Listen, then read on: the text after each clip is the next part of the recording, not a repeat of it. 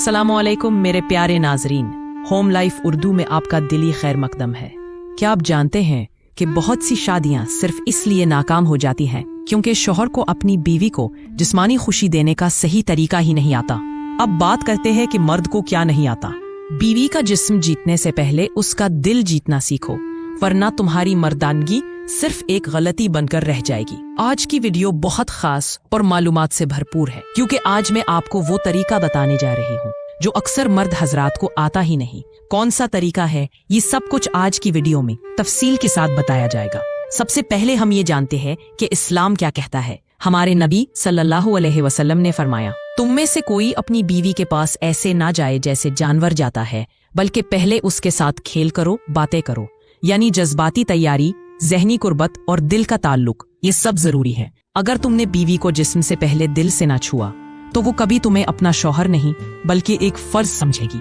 अब मैं आपको बड़े प्यार से साइंसी और नफ्सियाती पहलू बताती हूँ जिसको जानकर आपके रोंगटे खड़े हो जाएंगे। अब असल बात पर आते हैं। याद रखें, बहुत से घर इसलिए उजड़ जाते हैं क्योंकि मियाँ बीवी के दरमियान अज़दवाजी जिंदगी में हम आहंगी नहीं होती। बीवी को शिकायत होती है कि शौहर उसकी जरूरत पूरी नहीं कर पा रहा और शौहर समझता है कि बीवी उसके मिजाज की नहीं है।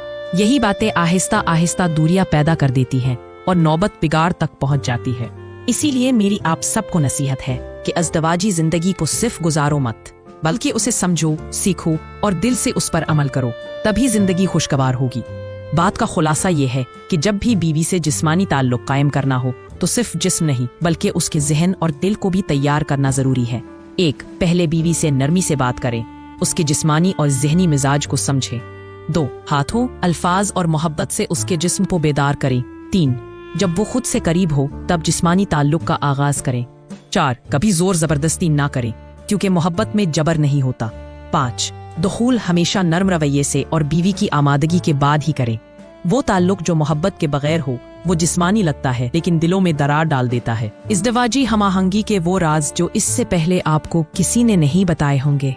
एक बीवी वही कुछ याद रखती है जो उसे महसूस हुआ। ये सीखना शर्म की बात नहीं बल्कि जिम्मेदारी है। जाहिल रहना शर्म की बात है।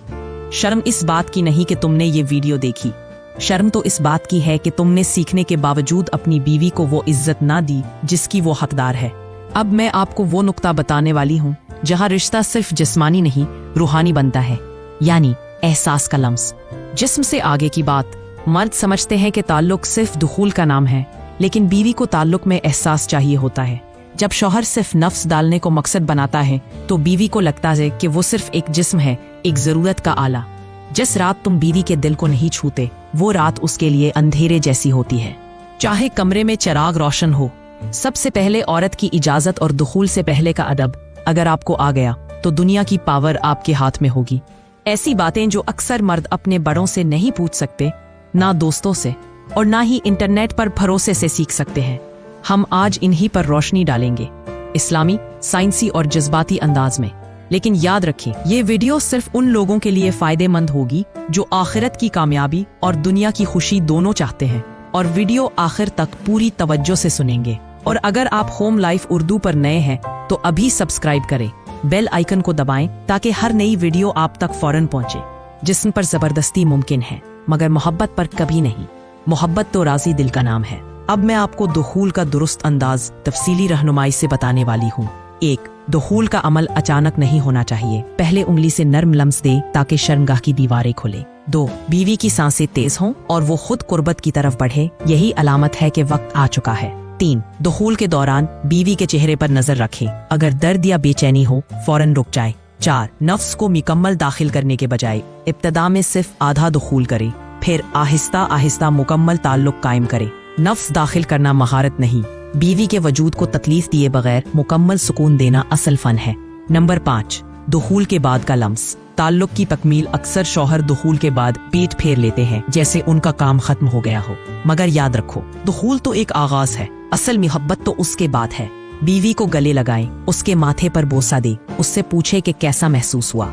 यही जुमले बीवी को एक मलिका जैसा एहसास देते हैं। जिस शौहर की गोद बीवी का सुकून बन जाए वही मर्द दर हकीकत जन्नत का हकदार होता है।